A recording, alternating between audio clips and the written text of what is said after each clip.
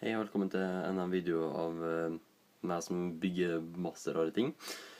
I denne videoen her så skal jeg lage modifisere en gammel PC-strømskilde og gjøre den om til rett og slett bare lettere for meg å bruke til fremtidige prosjekt. Så da har jeg selvfølgelig strømskilden her. Masse ledninger åpnet, så dere kan se inn her. Fokus.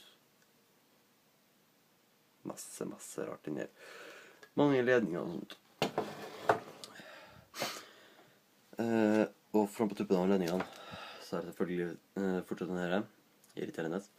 Jeg har av- og påbryteren.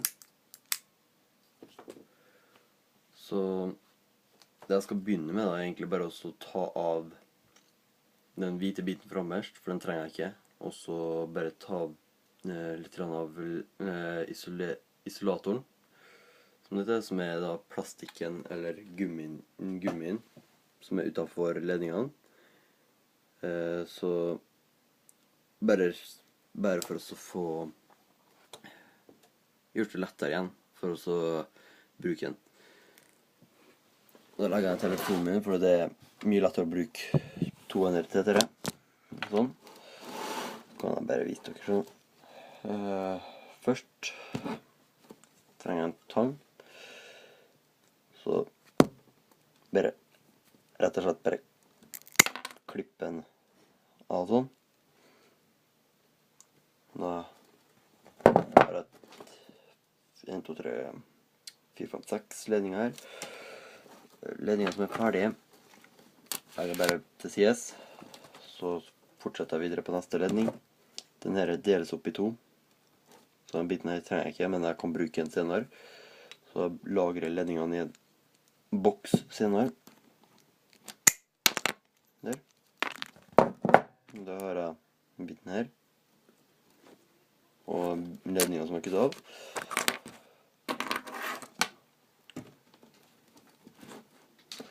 Neste ledningen. Og det er forskjellig farge på alle ledningene, så det tipper på det er forskjellig strømnivå som går ut av alle ledningene. Så det må du, hvis du gjør dette selv, så må du sjekke det også. For på alle strømting som du finner, så er det et spesielt nivå strøm som den kan ta inn. Og hvis den tar inn for mye, så kan den sprenges. Hvis den tar inn for lite, så kan den ikke virke.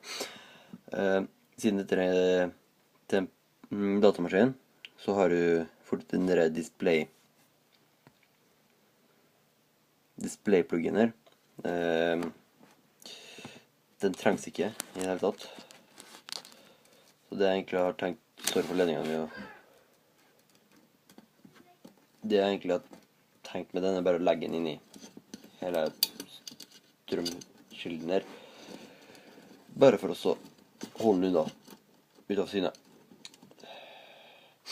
Jeg har også lokket den her, hvor det står på den gule klistrelappen her hva slags strømnivå de forskjellige ledninger slipper ut.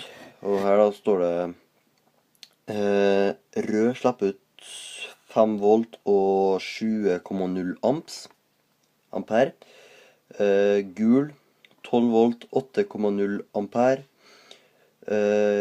Hvit minus 5 volt og 0,5 ampere. Og blå minus 12 volt og 0,5 ampere. Og så har du en oransje ledning også. Det er PowerGood. Jeg er ikke sikker på hva den heter. Og så har du jording som er svart.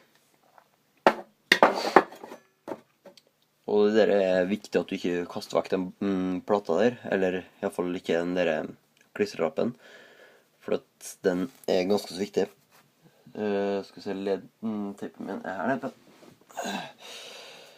Jeg tenkte å bruke teipen til å egentlig bare samle alle ledningene i de forskjellige fargene, sånn at det blir lettere å se hvilken som er hvilken. Slipp å gå og lete gjennom alle ledningene før jeg finne den riktige ledningen. Så plukker jeg først ut alle røde. Bare prøve å flette dem ut av disse gale huser. Skal vi se.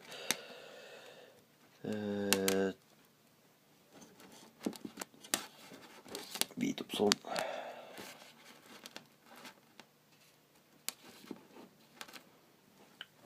Tre røde ledninger. 4.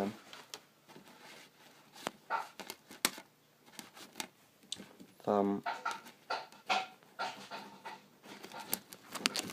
6. 6 røde ledninger. Det vil si at jeg tipper på det 12 svarte. Først så tar jeg elektrikerteppen min.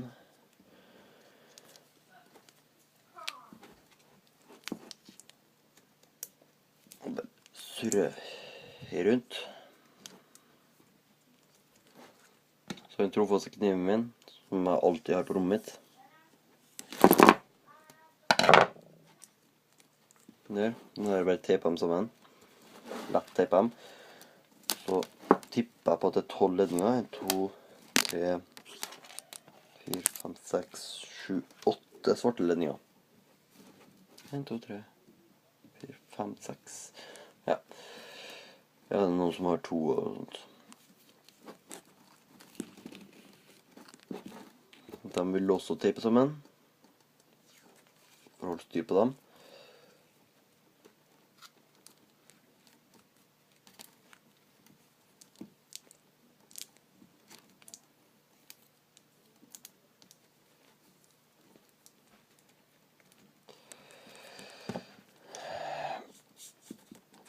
Der. Nå har vi de svarte. Nå ser vi at det er bare en blå ledning. Og blå, det var minus 12 volt og 0,5 ampere. Altså den ledningen her går inn i... Prøv å finne ut hvilken her den går inn i. Ja, den går direkte inn i hovedkortet, den, så det er for å gi mest mulig strøm inn i hovedkortet. Så hvis det er litt svart, det er bare veldig mørkt for kamera. Så gule ledninger, det er bare 2 av, og 1 hvit ledning. Så de siste ledningene der bare gidder jeg ikke også teipe, for det er bare bortkastet teip. Og så er det fortsatt isolator frem på tuppen av ledningene. Selvfølgelig vil du ikke ha det. Tar opp tanga, og så bare klipper av sånn cirka 2 centimeter inn. Og vær forsiktig, for at du vil ikke kutte selve ledningen. Bare isolatoren. Her liker jeg å bruke kniven min egentlig. Bare kutte helt der. Kjenner at det er noe metallisk som kniven treffer. Og vet at jeg har truffet gjennom isolatoren.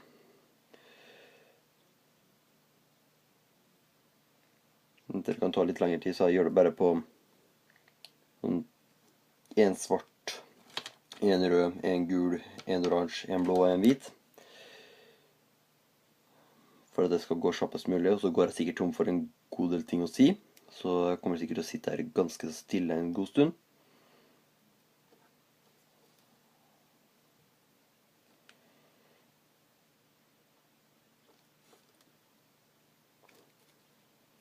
Der tippet jeg på at det var alt.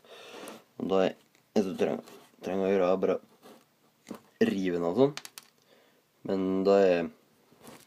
Ta opp mobilen. Da er selvfølgelig koppeledningen sånn spredd opp i masse små koppeledninger her frempå. Ikke koselig, ikke koselig.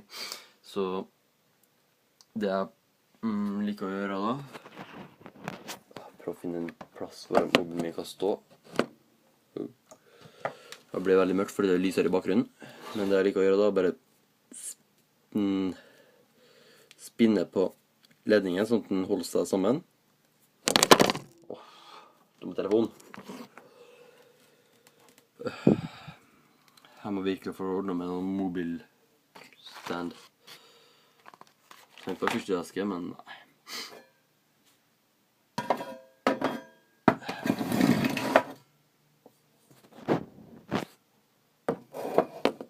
selvfølgelig er boksen her for høy.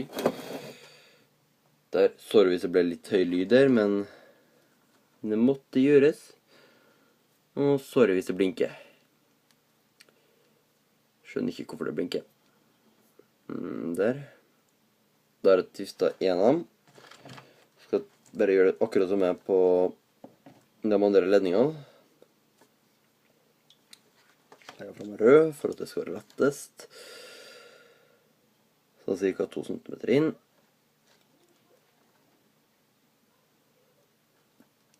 Kutt meg inn i isolatoren. Pass på å ikke kutte selve kobberledningen.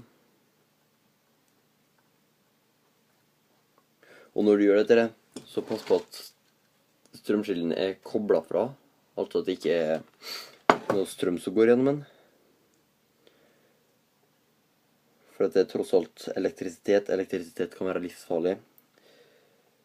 Så enten ha en voksen med deg, eller koble ut strømmen og være utdannet elektriker. Jeg har ingen delen. Men ved hjelp med elektrisitet på skolen, så håper jeg på at det går greit. Det er da svart. Gjort ferdig.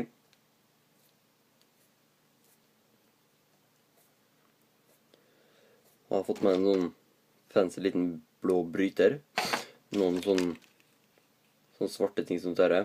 Som egentlig du bare pytter over en ledning, og så varmer den opp, og så krymper den sammen over ledningen.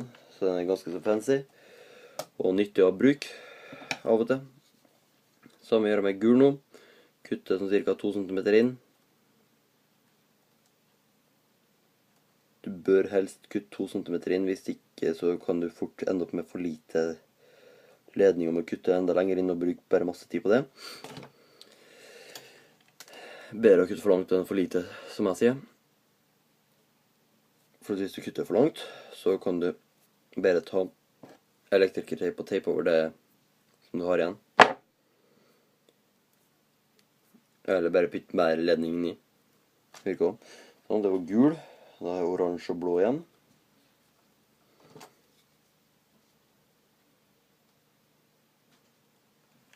Oransje, skal vi se.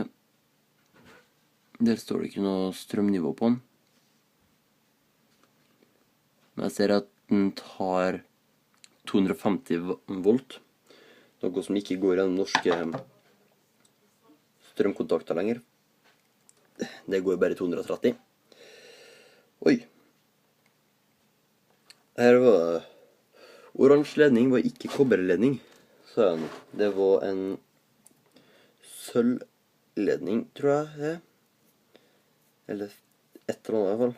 Ja, ikke kobber. Den så i hvert fall ikke særlig rød ut. Nei, det er ikke kobber. Sånn, det var oransje, og jeg har tatt ikke blå, jeg har ikke tatt hvit. Så tar jeg bare blå og hvit igjen. Ser at det blir mye lengre video enn de andre. Jeg har en video på 17 minutter, men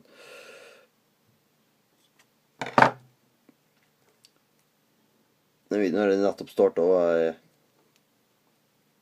sitter fortsatt og bare snakker og kutter opp ledninger. Ja, blå var heller ikke en vanlig ledning. Vanlig kobberledning. Oi, kuttet litt langt inn, ser jeg.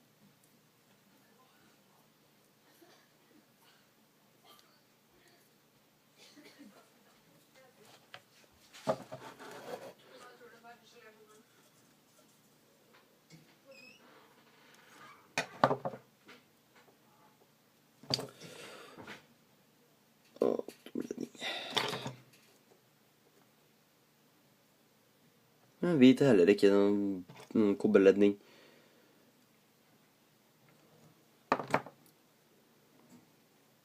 Ikke ut så være redd hvis det ikke er kobberledning. Det er akkurat samme. Kjører strøm gjennom dem uansett. Det eneste som er at de kjører en annen mengde med strøm.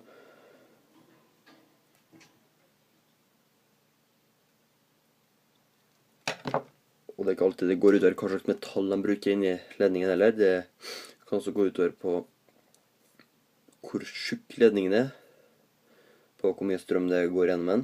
Men nå har jeg kuttet opp en svart, en hvit, en oransje, en rød og en gul. Og en blå.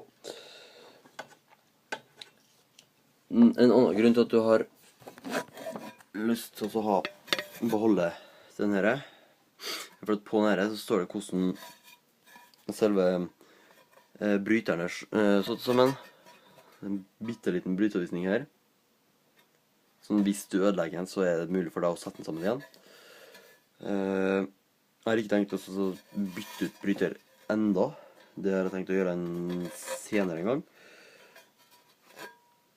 Men her står det da med ganske stor skrift: Do not remove this cover. Train service people only. No serviceable components inside. Altså, det er ingen skal ikke åpne den uten en person som vet hvordan man skal åpne de tingene her, og hvordan man skal bytte ut tingene inn her, og ingenting som er inni her som du kan få kjøpt selv. Vel, det er feil nå, for den er ganske så gammel. Jeg har sett alle de tingene inni her på eBay. eBay er, hvis du mangler klær, kan du kjøpe deg klær fra eBay. Så ganske så fancy. Så det er stort sett alt, egentlig, du trenger å gjøre, og da er det bare å huske på at svart er negativ. Jeg tror egentlig jeg kan vise deg inni her. De svarte ledningene, de går, eller det blir litt vanskelig å vise dere hvordan de svarte ledningene går. De går litt sånn bakom alt. Men de røde ledningene er de ledningene som går her.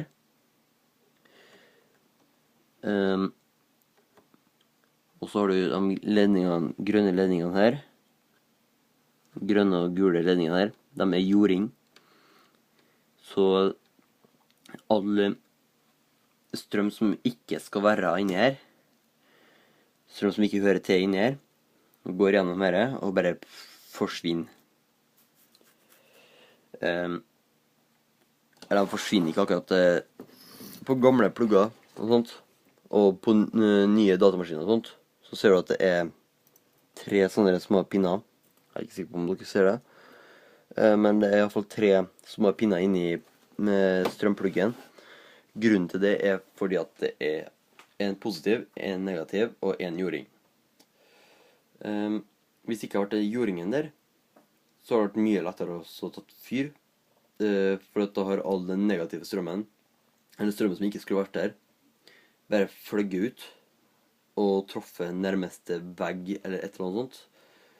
Og brennbart materiale pluss høy nok temperatur pluss hvis det er tørt nok, er brann. Og brennbart temperaturen kommer ganske så mye fra strømmen som kommer ut. At det brennbart materiale, det er treverk. Og tørt nok, det er vanligvis hvis det er et hus. Så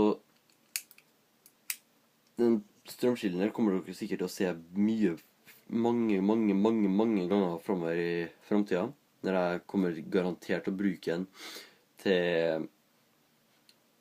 en god del ting. Jeg er ikke sikker på hva jeg skal bruke den til da, men jeg bare lager video av det, bare for å gjøre det. Så det er ganske så mye også å gjøre. Ja, stort sett det eneste jeg trenger til å vise dere. Dere kan sikkert resten. Husk på at les på tingene dere skal koble opp. I tillegg til at dere leser frempå her, eller oppe her, for å finne ut hvor mye strøm som går gjennom denne ledningen. Husk på at svart skal også alltid kobles på. Jeg har ikke ansvar for noe av tingene som dere kobler på og blir ødelagt. Det er deres egen skyld. Ikke kom til meg og klage hvis noen ting av deres blir ødelagt på grunn av det dere har gjort. For alt jeg har vist dere er hvordan dere tar av tuppen på ledningen og så snurrer den sammen. Det er alt. Jeg har ikke noen mulighet egentlig til å vise dere om den her virker eller ikke. Hydrogengeneratoren min er litt sånn nedefortelling akkurat nå. Så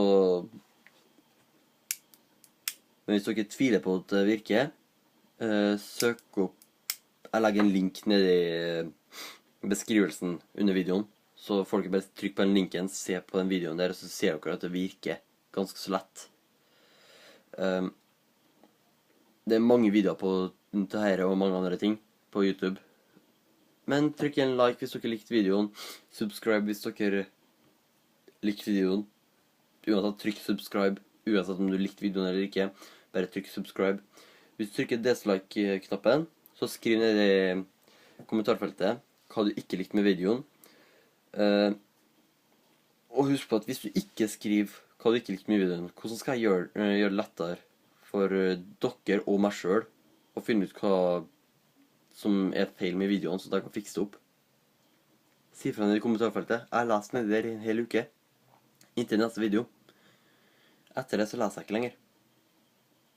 Så skriv kjapt det der innen den uka er ferdig. Ha det.